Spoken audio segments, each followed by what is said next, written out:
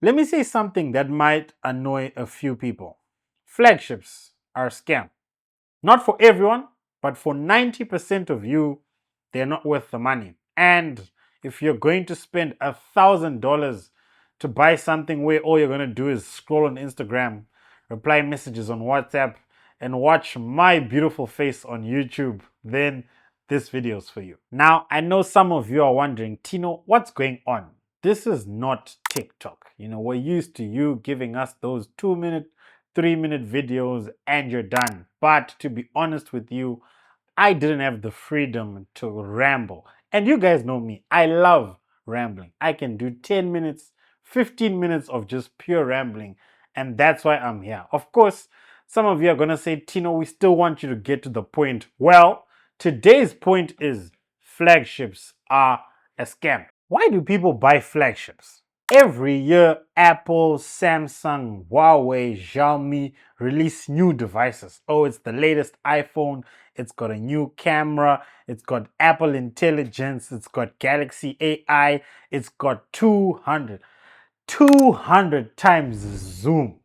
All these new features, you're just being told we spend 2 hours watching a keynote for the next 2 days. But what are you actually paying for? Let's talk about the processor. Now, these flagships have insanely powerful processing. You can do AI rendering, can do 4K gaming. Some of you want to use your video editing on CapCut and Logic and whatever it is that you're using. And like I said, they are powerful. Apparently, Apple wants to take the processor in this phone and put it in a MacBook, which tells you that I'm packing a serious punch here. But let's be honest. What are 90% of you using your phone for? You're scrolling on TikTok, you're taking pictures, you're replying messages. Some of you are sending emails, some of you are typing documents, maybe notes. But do any of those features, any of those functions require you to have a 3 nanometer processor with 400 and whoever knows billion transistors? The answer to that question is a resounding I don't think so. What is the biggest illusion of them all? That is the camera. Now, all of you justify buying these flagship phones by saying, I need the best camera. I don't know how many of you I've come across who ask, should I switch from Samsung to iPhone? All I need is the best camera. Samsung has 200 times zoom. What kind of a feature is needed when I can zoom to the moon? 200 times zoom. You've got telephoto, 50 megapixel, center stage, all sorts of random things. But here's the truth, guys. It's 50-50. In fact, it's not 50-50. It's 90-10. 90% of you, if you're taking a picture, you're going to upload it on Instagram, you're going to put it on your WhatsApp status, maybe you'll put it on Facebook. And guess what's going to happen? It's going to be cropped, it's going to be compressed, and most of the time, you're going to add a filter. So I asked the question, what's the difference between the photo a mid-range device takes and the photo the iPhone 17 Pro Max takes? Here's the next issue. Flagships are jam-packed with features you're never gonna use. Those who've got Samsungs, you've got desktop mode, we've got satellite connectivity. The truth is, 90% of these things are not gonna work here in Zimbabwe, which is where a lot of you watching this are. This is the iPhone 17 Pro Max.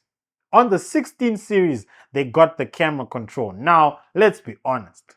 100% of you with iPhone 17 Pro Maxes only use the control button at least 10 to 20% of the time. The first minute you get it, you're so excited. Oh, I can press it, I can zoom. But how many of you are ever going to think the first time you want to take a picture, no, instead of clicking, let me press, let me take a photo? That's not what you're gonna do. Here's the real scam. It's the price. You're paying top tier dollar for potential you'll never use. Gents, it's like imagine paying lobola. Then you're told, very relax. That is the worst possible thing that can ever happen. And in 2 years' time, the device is going to be worth half the amount you spent on it. But compare that to the mid-range devices. They're not going to knock off that much value. Even still, let's say they do lose half the amount. From 1.6 to 800 is a lot more painful than going from 400 bucks to like 200 bucks. Now, let me cut some slack. Flagships, like I said, they're good for 10% of you. Who are those 10 percenters? Like me. Of course, I'm the tech guru. I need the content creation. I use my camera. Unlike you guys, I make full use of my camera. There's those of you, again, who are into film production. You're going to use the cinematic modes. Or the person who just says, you know what? I want to experience the best of the best. Maybe I don't change my device that often. I'm the casual, conservative person who changes every 3-4 years, but I want to make sure that whenever I'm switching, I'm getting the main features, the latest features. We, I guess, are the 10%. Okay, in fact, let's get right down to the crux of the issue. Flagship devices are status devices. Let's keep things a buck. I'm here to tell you the truth. I know all your explanations. I need the camera, I need the what, I need the what. The truth is, we all want to be seen in high regard. There are certain places where you need to go with a certain perception. What's the point of everything I'm saying? My point is, flagships are a scam. No, I'm kidding. But we need to understand who they're for and who should get them. The best way I can use to compare is with a car. A flagship is like a car. Take a Honda Fit, for example. Honda Fit, let me use a GK whatever hybrid. That's like $10,000 I'm using again here in Zimbabwe. If we compare that to one of the latest Land Cruisers, that's about $200,000. Now, is what you get in the Land Cruiser 20 times better than what you get in a Honda Fit? The answer is probably no.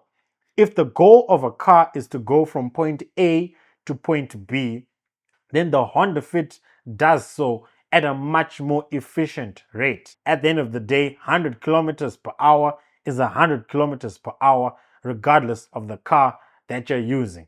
However, the difference comes to the lifestyle. So that's my take on flagship devices. Am I going to use them? Of course I will. Will I still judge myself for using one? Of course I will. But is it going to change? Definitely not. Anyways, guys, thank you very much for watching. This has been the Tech Guru, and of course, we are here on YouTube. So make sure you like, you share, and you subscribe, because I'm going to be doing more of these rants here where none of you can judge me for making a 2-minute topic a 15-minute video. Don't forget to like and subscribe.